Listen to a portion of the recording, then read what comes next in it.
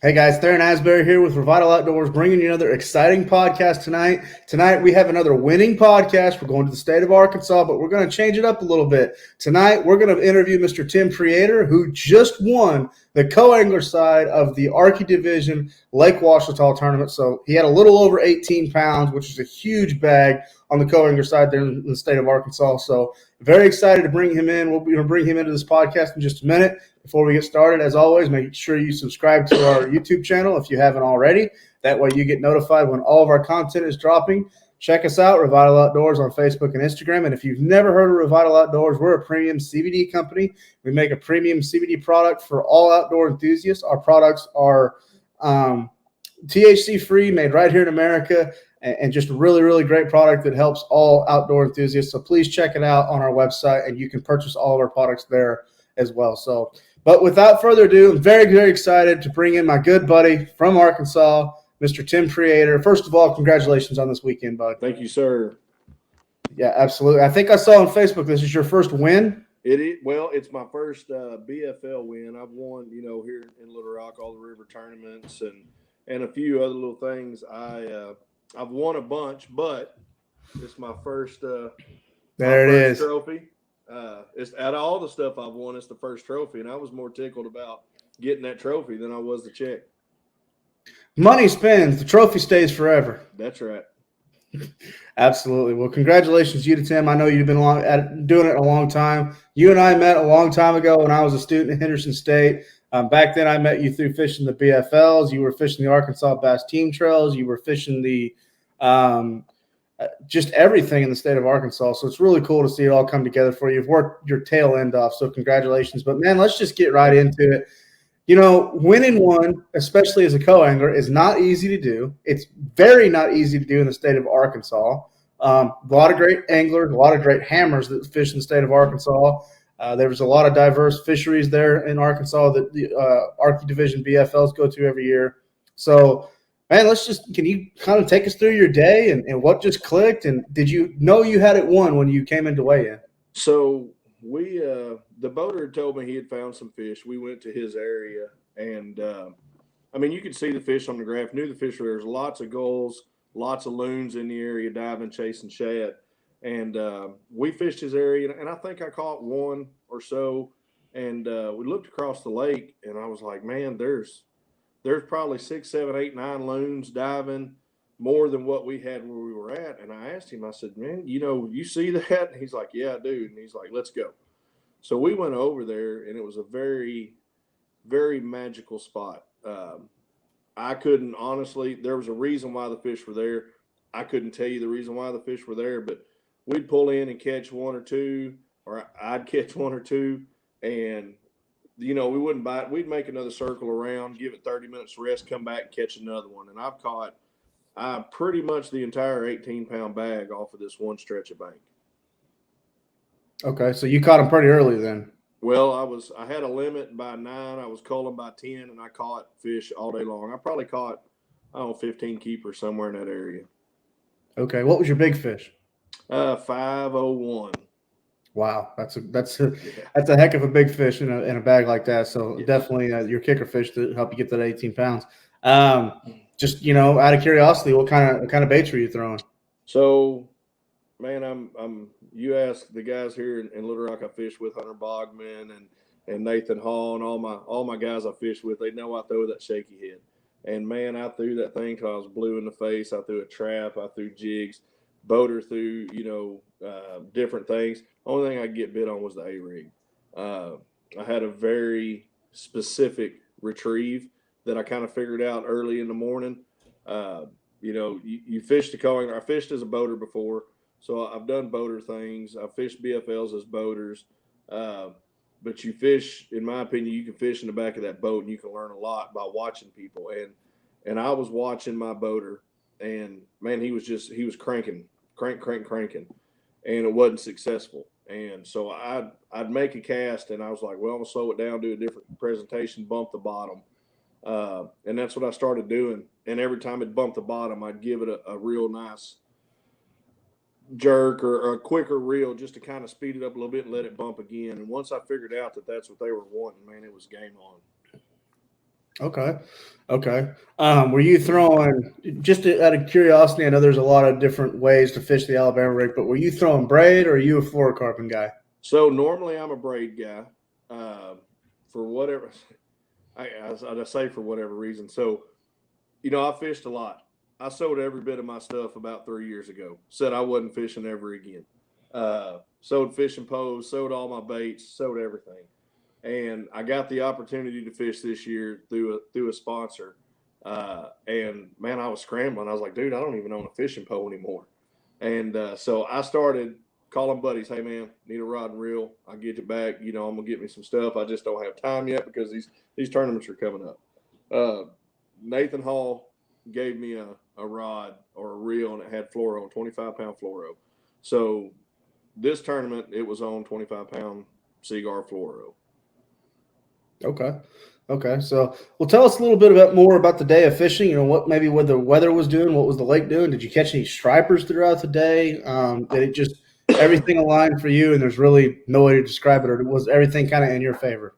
Well, the day started when we got around his first spot. We caught a couple strappers there, and he knew that there were strappers there. He had found them the day before, but he had also found some largemouth.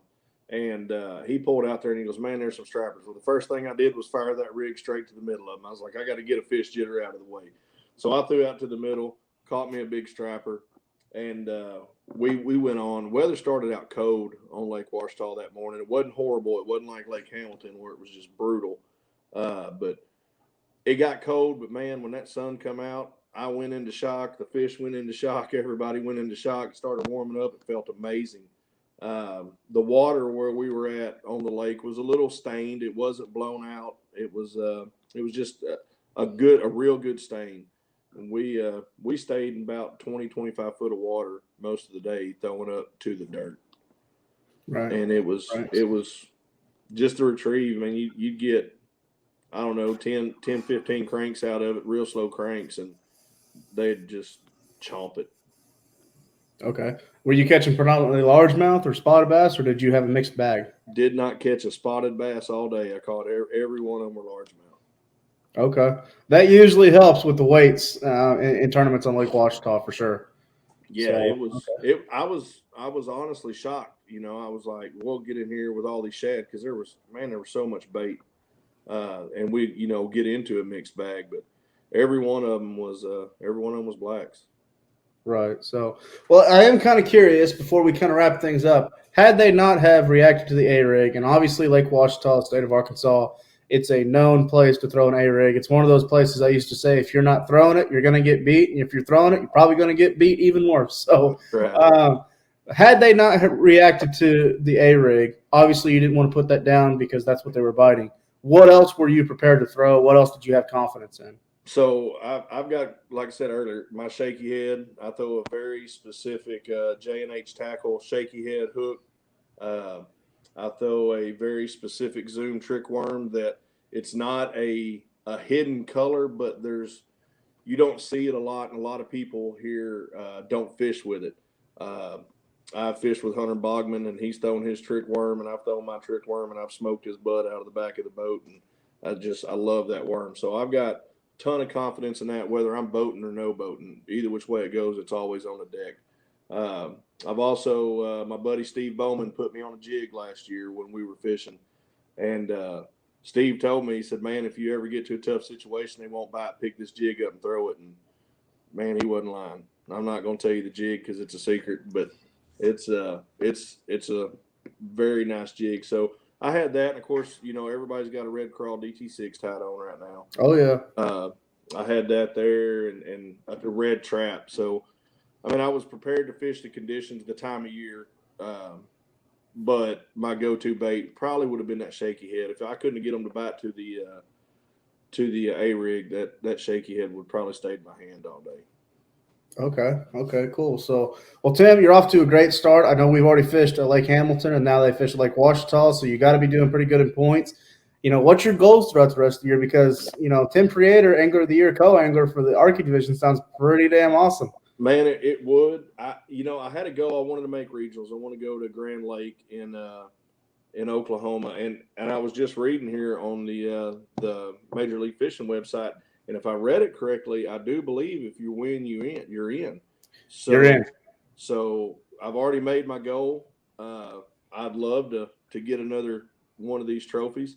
We got Greer's coming up next in April.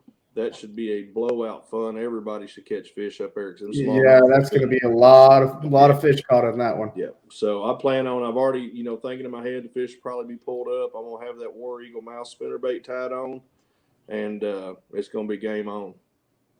Ball and chain. That's something else I like to throw on Greer's in the month of April. And then you guys go to Dardanelle, which is a really great fishery. A lot of big name tournaments have gone to Lake Dardanelle. Dirty water. It's connected to the Arkansas River system. How comfortable are you on that lake? Because that's the only lake that doesn't really match up to the others because it's dirty. It's a little bit more shallower. There's a few trees that you can run into while you're there. Anybody that knows me here that fishes local knows how much I love that Arkansas River. I love every ounce of that Arkansas River. That's my – if you were to put me on a $100,000 tournament tomorrow, if I thought that I could win it, it would be on the Arkansas River.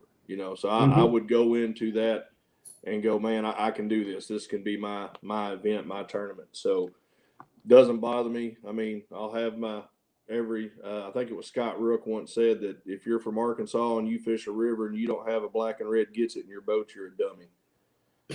So this is true. I'll have all of that on, frog, buzzbait, and I'll be ready. Dardanelle's fun lake. Good for you. Grand Lake's a fun lake. That's where I'm originally from and grew up, so it's a great place for regional.